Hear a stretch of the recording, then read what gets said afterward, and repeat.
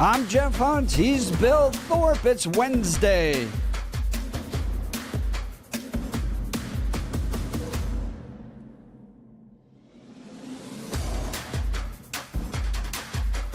$710 KNUS in Denver. And on AM 1460, FM 101.1, The Answer in Colorado Springs. All along the Front Range. This is the Jeff and Bill Show where you get both sides. Pete Boyle's live in studio with us. We're going to get to his show and the preview of it just here in a minute, which is going to include Joel Altman over the weekend. You're not going to want to miss this conversation. It's going to be super hot.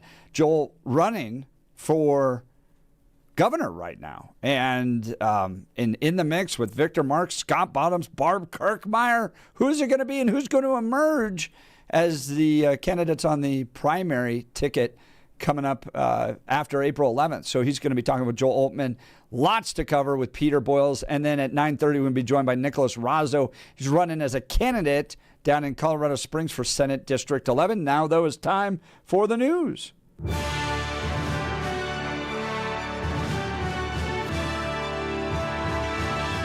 Blake Olson, news and comment.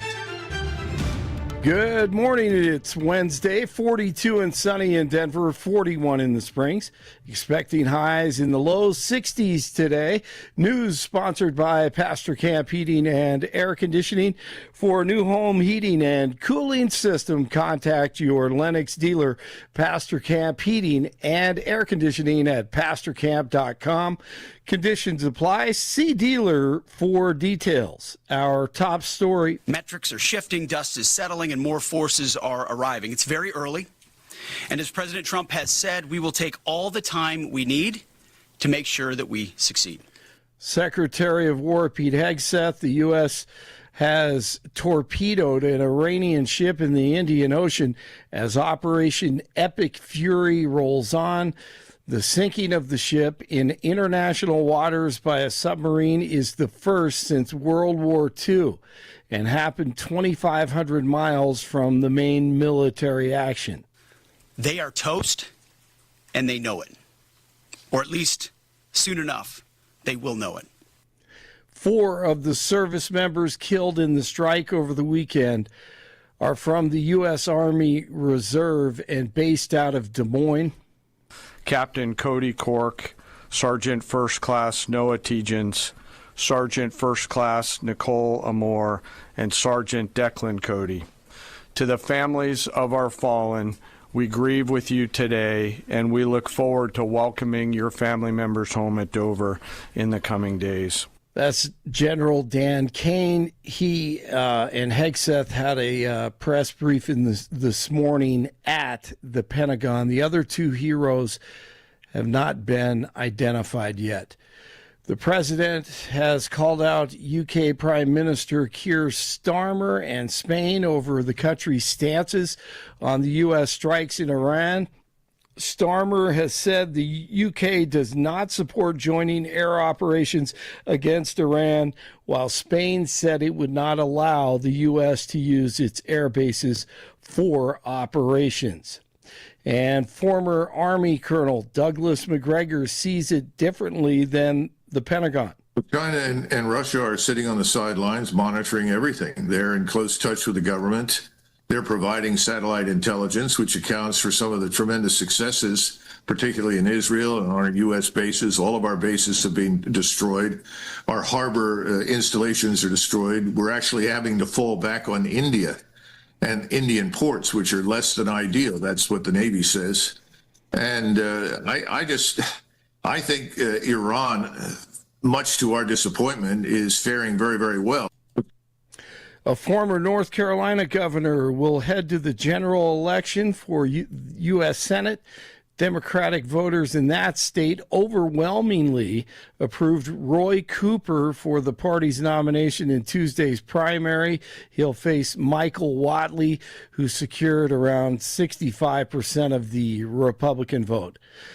Minnesota Governor Tampon Tim Walz and State AG Keith Ellison testifying before the House Oversight and Government Reform Committee about welfare fraud in Minnesota.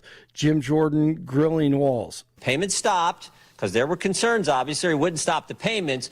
Then they're restarted a month later. What was the reason for restarting the payments? My understanding was the agency believed that the court had required them to make those payments. And that was false, wasn't it? Yes, it was. Committee Chair James Comer says that the two Democrats failed to stop widespread fraud and retaliated against whistleblowers. The federal government has temporarily frozen federal funding to some Minnesota welfare programs, of course, including child care providers. The housing stabilization went from $2.6 million to $104 million. The integrated community supports went from $4.6 million to $170 million in 3 years. And this is unbelievable what's happening, and you're trying to hide behind some pretend court order, some court order that didn't exist. Governor Polis here in Colorado posted on X last night that the stark sentencing disparity between former state senator Sonia Jaquez Lewis and Tina Peters.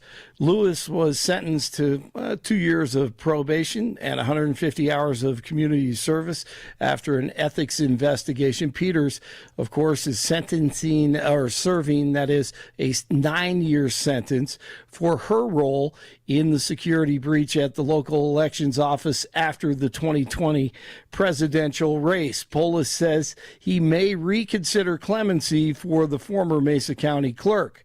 Polis argues that they share a conviction for the same offense, attempting to influence a public official. NBA tomorrow night, the Lakers at the Nuggets, and the Avalanche just destroyed the Ducks last night, 5-1 the final. 4-1 in the 4-1 in the Springs, 41 in the Springs, 4-2 in Denver, 42 in Denver. That's the latest. I'm Blake Olson. More of the Jeff and Bill Show ahead on News Talk 710 KNUS in Denver, and now on AM 1460 and FM 101.1 The Answer in Colorado Springs. This is where you hear both sides. We are the Jeff and Bill Show. A Pacific cold front rolling through the region is going to bring some cooler, cloudier weather to the Front Range and even a little bit of shower activity, especially for the Denver area today. A little bit less in the way of shower activity south to Colorado Springs, but all of the I-25 corridor can expect cooler temperatures, more in the way of clouds, and a few showers around through evening. Temperatures will be cooler. Upper 40s to lower 50s today, lows tonight in the lower 30s. Now, for Wednesday and a good part of Thursday, temperatures rebound back to mild spring weather. Daytime temperatures will go right back into the 60s. Thursday night, rain and snow showers late, a better chance of rain and snow with a secondary storm system, this one stronger and colder. So rain and snow chances will be going up along the Front Range for Friday into Friday evening, starting as early as Thursday night. Meteorologist Don Day in the 710 KNUS Weather Center.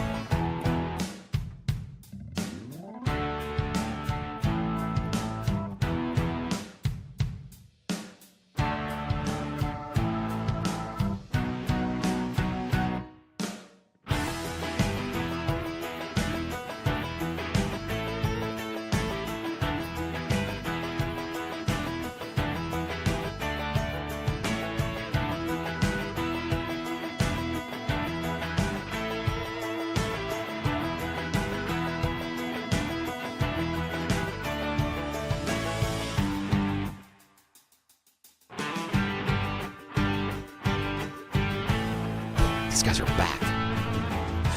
Gnarls Barkley. Gnarls Barkley? They're back. Yeah, they've got a new album dropping. They've got a new single that's coming out, and a month and a half, we're going to get an entire new album from them. New song's good. Heard it. It's good. Yeah, they're coming back. Yeah, and it's going to be the third. It's going to be the third album in a series of 3. So this is the final one. Yeah, I'm excited about Bill this. Thorpe on many FM stations around. That's the true. country. Love this.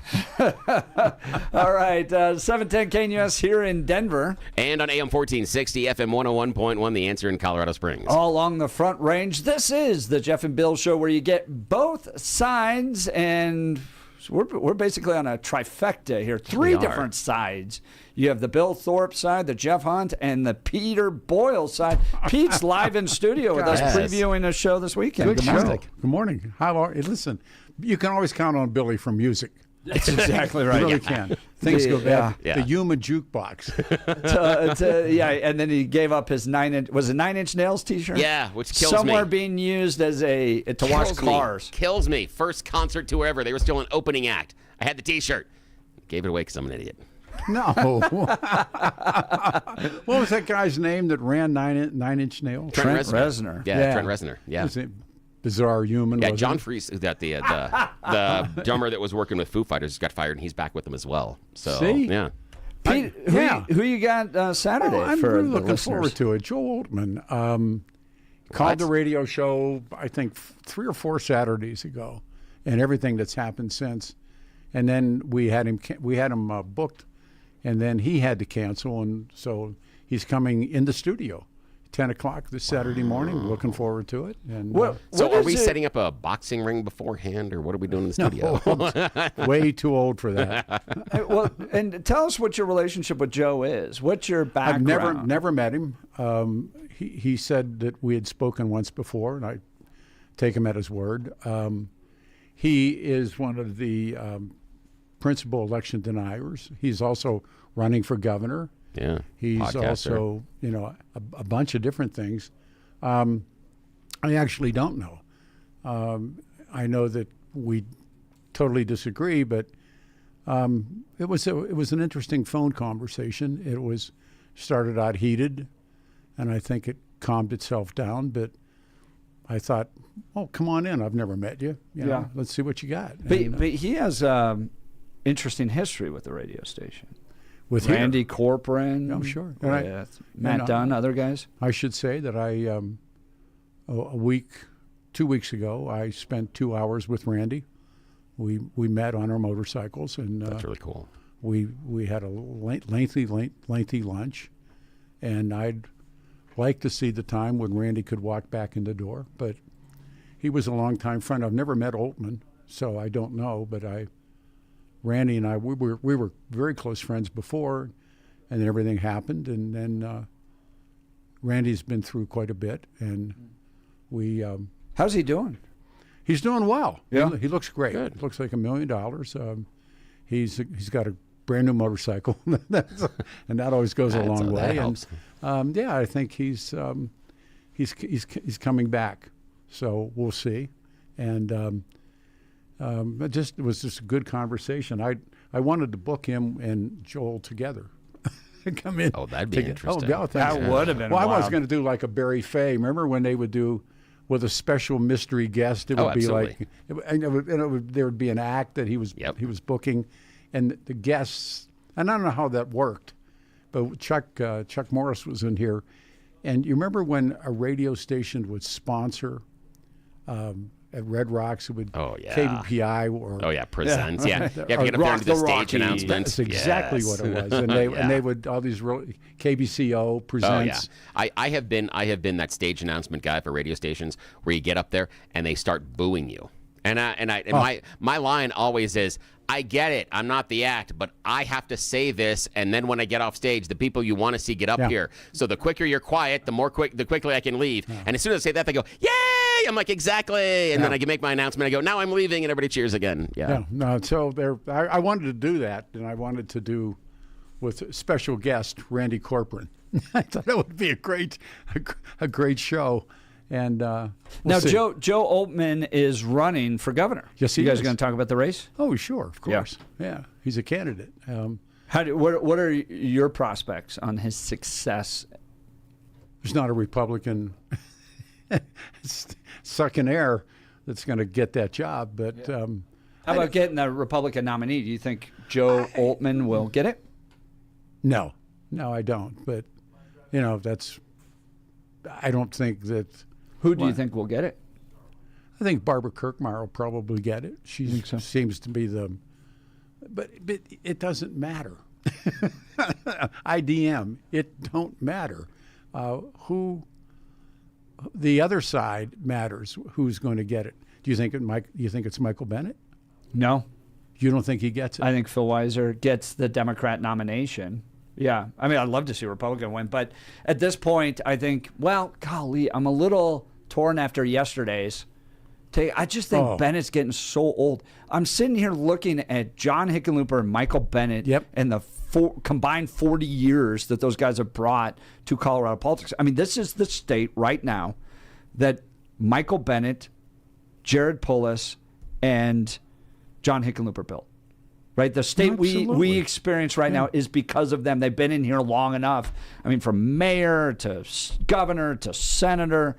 John and Michael Bennett's right there alongside John Hickenlooper building all that. Yeah. And I just go, people are frustrated and angry.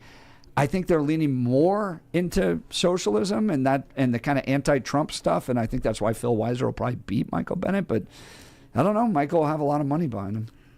Well, remember when first we heard the name Michael Bennett, he was Phil Anschutz's lawyer. Yeah, one of them. And then he became the he was anointed. And then Denver Public Schools. Then he came to DPS, and then he caught the appointment. And no, I mean, these guys, I don't know if they're accidental tourists or they really set out to accomplish what they have accomplished. But I don't see any sterling records. I don't see anybody, that's come through. The real question is, what does Jared Polis do next? And there's. Did you see the tweet last night? Oh, Tina Peters. Yeah. But that I've been told from the inside that was going to happen. Was it because of federal money, that they need the money, or if he does that, is he done with the Democratic power circles? If he, in fact, finds a way to put Tina Peters back on the street. And my best guess that I don't know. I mean, I think he will. I think he's going to let her out. I think he will too, although there is an interesting text message we got today that talked about the strategy of Polis lowering her sentence so that she gets parole earlier. Either way. And so that way, the texture was that the strategy is that way you're sort of making both sides mad, but also both sides don't win. So you're not letting her out. So the people that don't want her out don't get what they want. So that may be a line. But what do you do that? These guys are going to the presidential level. I mean, we saw it with Bennett and Hickenlooper. They both ran for president, and the entire country went, but Bennett, Polis kind of fulfills this politically correct ideology. He's Jewish, he's gay, he's married, he's got kids, he's got tremendous amounts of money. That's one of the boxes you check. He makes that cut. I think he'll be a fine U.S. senator in Colorado, according to the voters. They'll probably see him, put him into that spot, and just be happy with him. And would they do the old switcheroo where Bennett gets in? Yeah, and then appoints him. Yeah, but I don't think he's running for president. At least I don't think he'll be successful at it. Famous last words. Against Gavin Newsom? Yeah. Have you seen Jared Polis on a stage? Yeah. It's about as boring as it can get. I think if Jared Polis thinks that running for governor gets him to another level per se, I think he runs. And the example I have on the Republican side, running president, is the example I'm thinking of right now is Huckabee. Huckabee was never going to win the nomination, but he used it as a springboard for a higher national profile. I'm not sure that Polis has even the scant charisma that Huckabee has, but if he thinks that's the play, that this gets me a larger audience so I can do something else, I think he does it. But the Jared Polis talk show. Go ahead. It could be a cabinet position. It Yeah, could be right? I mean, there's That's a good point. Any number of things that could happen, but I think that the Tina Peters move could at least get him a dim view by the hardcore Democrats. So this Saturday, by the way, Peter Boyles live in studio. You're going to have Joel Oltmann live here in studio, and you guys are going to be talking about the governor's race. You guys are going to be talking about Everything. Jared Polis, everything, all that stuff. Tell me what you think Joe Oltmann's influence has been on Colorado Republican politics. Republican politics? Yeah, or the state itself. The whole movement of election denial, and everything that went with that. He was the tip of the spear on a lot of that stuff. But it's to me it's over and done with. It's weapons of mass destruction in Iraq. Like I'll turn over the microphone to you. You can tell people that the election was stolen. I'd have no intentions of standing or sitting here and arguing about the receipts, the bona fides, the certificates of truth. But I want to meet him. I want to have him come in here. I want him to speak to the audience, and then we'll talk about it. We will talk about other things. But I'm told he's very smart. I'm told, he'll come in and, good for him. Come on. Yeah. That door's open for anybody. Really. I mean, Right, yeah, you have to do radio that way. If you can't X people out. Yeah. We've had this conversation. Who don't you have on the air? You have everybody on the air. There was an organization, this was one of these thousands of years ago. It was called the Man Boy Love. Oh, yeah. You remember those guys? Yeah. Well, that was the one group that I didn't think I wanted to put on the air, and that was the one group that I said no to. Other than that, I think we've said yes to everybody. So that's Peter Boyles. This Saturday, 9 to 1, 710 KNUS. Joe Oltmann will be live in studio. So it's going to be Joe Oltmann and Peter Boyles. Yeah, I just sitting across just as close as you are. I'm really looking forward to it. I actually, I've been getting tons of phone calls. I said, no, the guy, the phone call it ended okay, and I really want to hear what you have to say, and come on in. Yeah. It's like having a neighbor that you don't know yet. Come on across the street. That's what makes this station so great. Yeah, it does. To be able to have those debates and that discussion live in studio, 9 to 1, 710 KNUS this weekend. Yeah. You're not going to want to miss it. He's going to come in at 10, and we'll go. We'll see what happens. But fantastic. Yeah. Well, Pete, thanks for joining us today. Guys. Great to see you. Thanks, guys. We'll continue. We have coming up a candidate for state senate, Nickolas Razo, making his work down in Colorado Springs area in an effort to turn the Senate back over to Republicans. You're listening to the Jeff and Bill Show, News Talk 710 KNUS in Denver. And on AM 1460, FM 101.1, The Answer in Colorado Springs. This is where you hear both sides. We are the Jeff and Bill Show.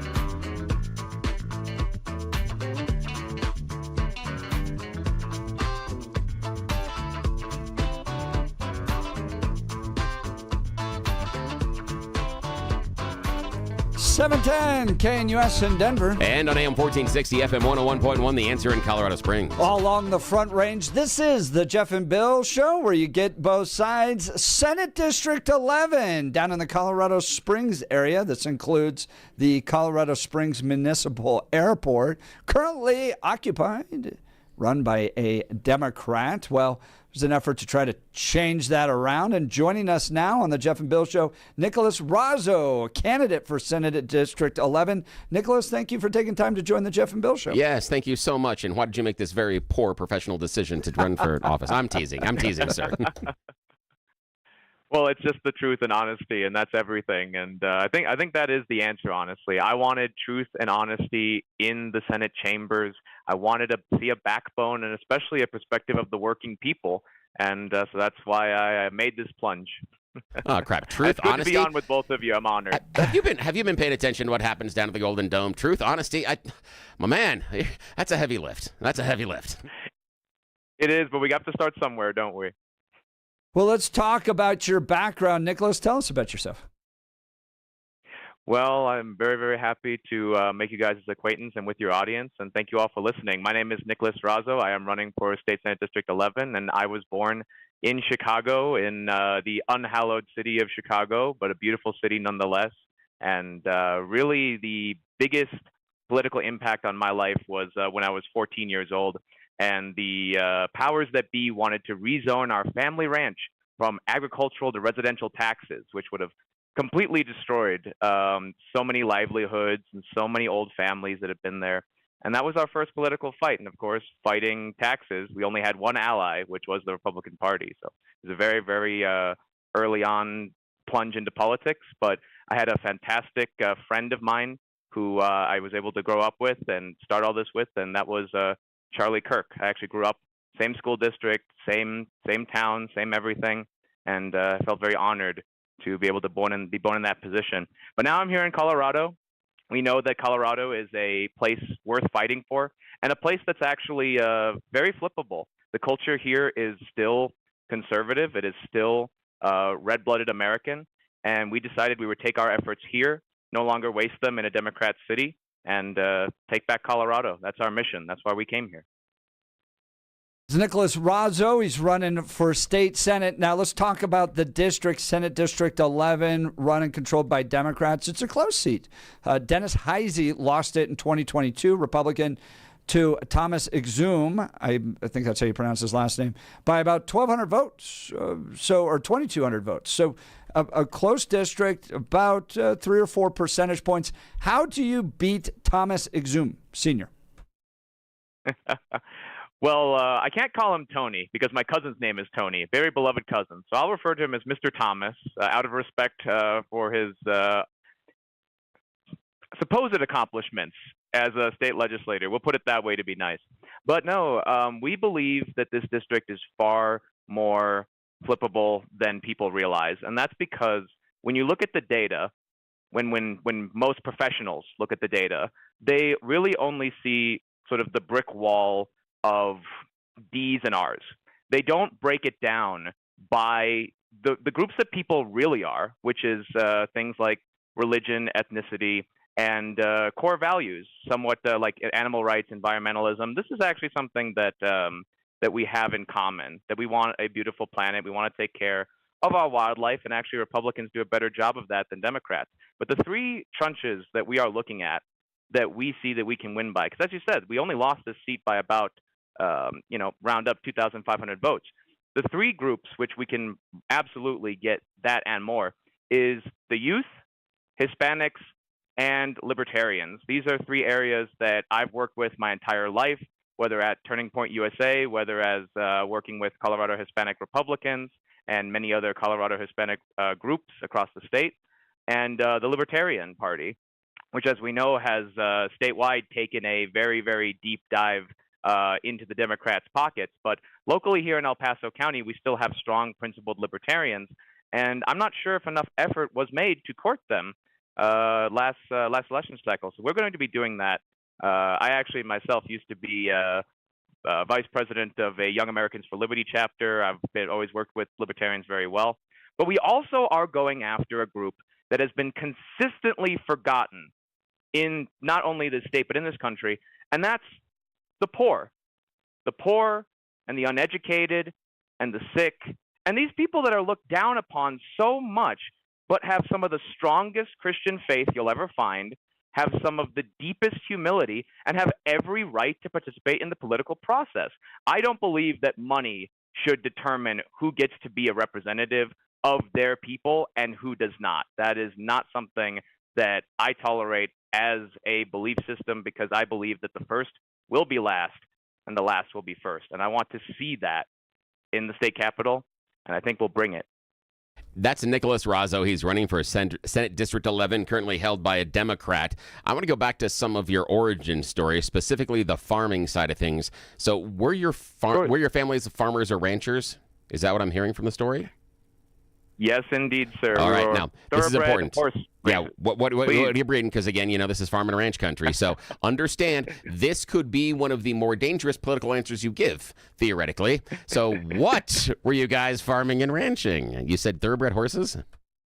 Yes, absolutely. So actually, we've had this farm for 3 generations, and each one had produced something different. So my grandparents grew cabbages and raised border collies.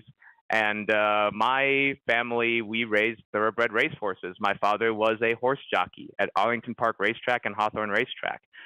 So I like to say, I know how to win races. That's wonderful. So you're saying your dad was a jockey. So when you were growing up, if you just put everything on the top shelf, you could keep it away from him? Sorry. Actually, this is a point to know. Please point. I would love to actually tell your audience this, because a lot of people do assume that jockeys are very short. But what's interesting is that if a jockey is too short, he has to put weights in his saddles, because it's actually about the weight distribution, and you're simply not healthy at a certain weight if you're not a certain short height. So that's actually the secret of the height and weight of thoroughbred horse racing. I love it. Wasn't expecting to cover that in this interview. I'm just assuming well that done, Nickolas Mr. is like a 17-year-old, and his dad's like, "Give me this," and he's like, "Jump, jump, jump." Well, it's like my mom told me, you could tell your father what to do when you're taller than him, and she didn't expect my growth spurts, so fair enough. That's wonderful. That's Nickolas Razo. He's running for State Senate, District 11. That's down in Colorado Springs. That includes the area around the Colorado Springs Airport. What are the primary issues you guys are dealing with in your district the people of Colorado should know about, and how are you going to represent them well? Well, I think the biggest thing that I want to stress to everybody is that our district has become incredibly dilapidated with businesses that have been boarded up, with people who are losing their homes, people who are losing their jobs, and people feel completely uncared about in my district because, to be frank, there is not a huge amount of donation and tax revenue that can be squeezed out of this district. And I think that's it's a very diverse district. We have rich and poor and all kinds of people, but it is genuinely not a wealthy district. And I think that's one reason why it has been so overlooked. So I think that housing, wages, and especially criminal justice, because a lot of people, especially poorer people, feel that they can't engage in the justice system fairly, that they are losing the little money that they have to all kinds of things that, unfortunately for their lives, they simply don't have the ability to combat. So a huge problem is a complete lack of advocacy in addition to wages and housing and justice.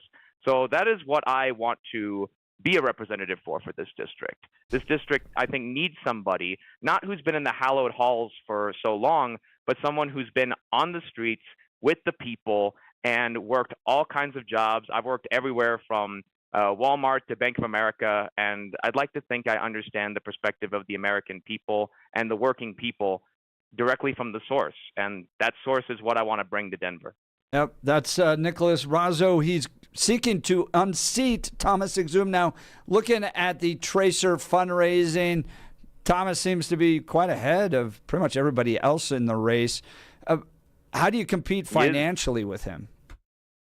Well, I'm very happy to announce that we actually have a completely volunteer army at Rally for Razo. We have young men and women who are volunteering their time and skills. And actually, we have discovered that you really don't need big money to start a political campaign and have everything that someone with big money can provide. We have our website, we have our business cards, we have our social medias, we have our speaking engagements, we have our connection with the county and state party. And really what we discovered is that when you spend money, when you hire the professional class, the advisors, the perpetual middlemen, you really sell your soul. You have to be beholden to so many things that stop you from being an advocate of the people and instead being an advocate for money. And that's why we want to prove with this campaign that young men and women, young American men and women can come together and actually provide representation for their people, for their constituents, and for the forgotten man and woman of America. That's Nick Razo. He's running for Senate District 11. His website, by the way, rallyforrazo.com. That's rally for, F-O-R-R-A-Z-O, razo.com. All right, Nick, let's dive into some particular issues here. Topics of the day. Should Tina Peters be out of jail? Oh, 100%. I think we should free all political prisoners immediately, and that would include the January 6th political prisoners, because we actually have several of them in Colorado, and they are universally wonderful people. We've interviewed one on our show, Hispanic Patriot Podcast, with Hugo Chavez Rey. Shout out, if that is okay, for our friend Hugo.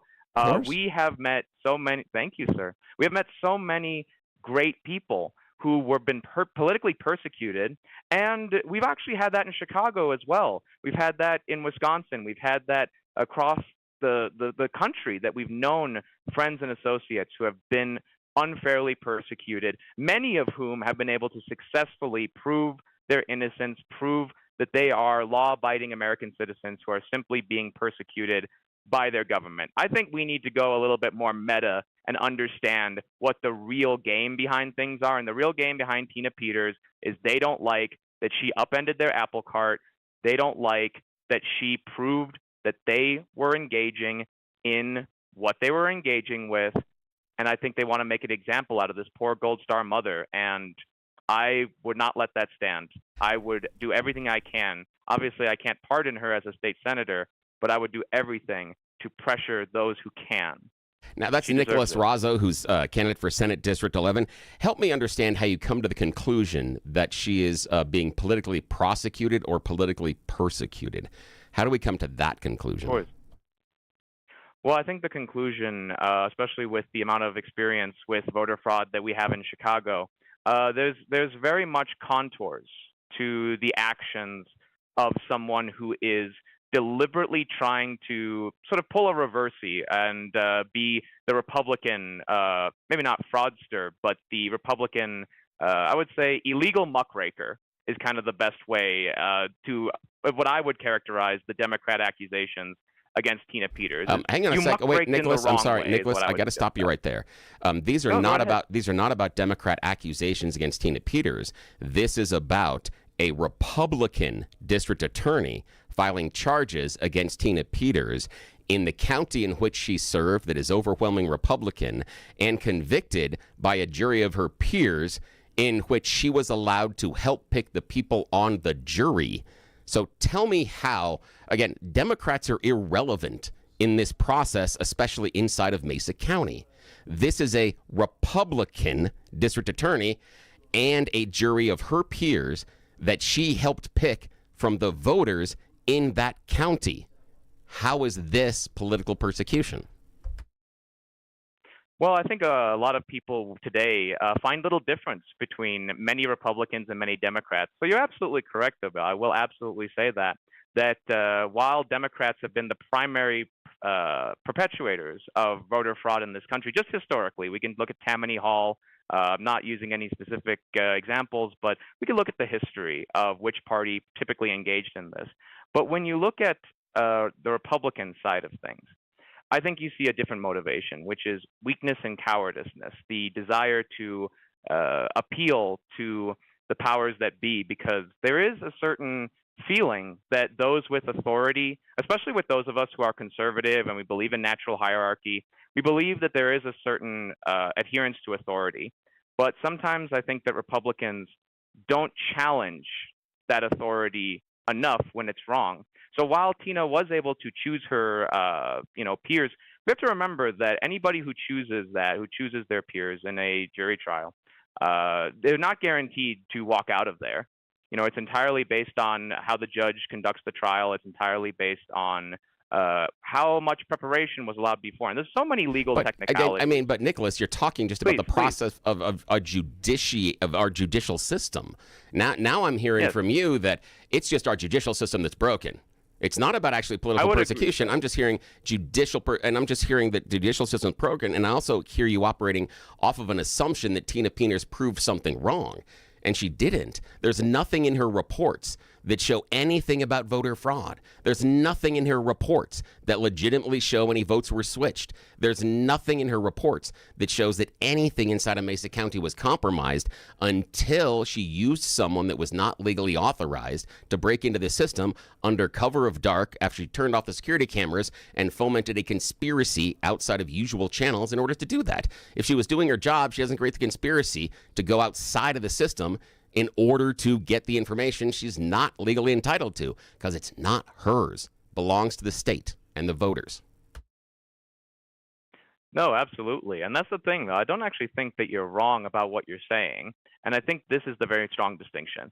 Especially us who have come from poorer or working class backgrounds, we completely agree that, yes, the justice system is broken, especially for those of us who don't have the means to defend ourselves very often. And I think that when we talk about the systemic problems, that voter fraud and the protection of voter fraud is a symptom. It is not like the entire justice system was set up to help Democrats steal elections. That's two different systems. But they are all part of the same apparatus of authority, is what I would describe that as. So you described Tina Peters' actions and what was wrong with them. And I would suggest that one does not have to be perfect in order to do the right thing, but one often has to act perfectly to be within the confines of the law. And in many cases, that should absolutely be the case, and that should absolutely be correct. But I think when you look at something as messy as the political process, we talk about her actions, her turning off cameras, her doing this and that. It reminds me very strongly of what the slanders against President Trump was when he was trying to get to the bottom of his election fraud, of his situation. And I think that this is just the two perspectives that we have in the country. People who benefit from that fraud and abuse will defend it on legalistic grounds, and those who are detrimented by it will fight it based on moralistic grounds. And I think the moralism versus legalism is literally the distinction that we have here, and in many cases in Republican and Democrat circles in general. So I think that difference of philosophy of the law is really everything. We have a very strong difference in that regard, and I think that's fair. Nickolas Razo joining us. He's a candidate for Senate District 11 down in Colorado Springs. By the way, text messages saying that district does face some crime challenges. They're wishing you the very best. They always wish that Democrats would come live in some of the places that are facing challenges in light of their policies. So, Nickolas, thank you so very much for your time. Best of luck in your race. Thanks a lot. His website, if you want to learn more, is rallyforrazo.com. That's rally, R-A-L-L-Y, F-O-R, Razo. RAZO.com. Best of luck, and hopefully there's one less Democrat in office. More of the Jeff and Bill Show to come. By the way, let's talk about Ashbaugh Center for Therapy briefly, Bill.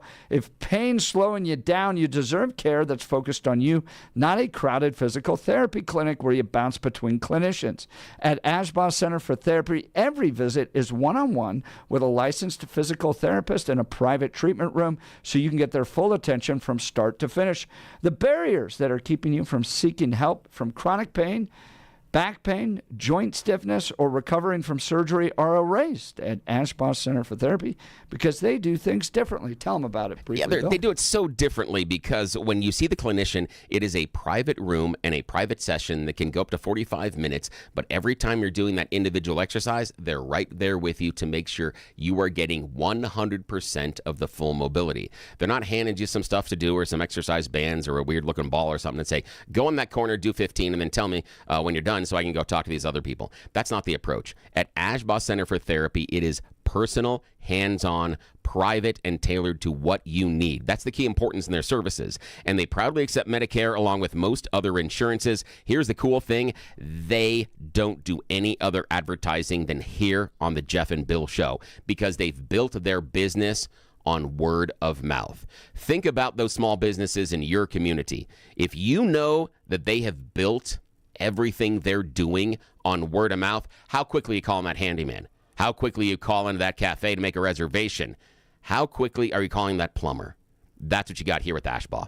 Check him out today. Visit ashbaughpt.com, ASHBAUGHPT.com, 303-756-3388, 303-756-3388.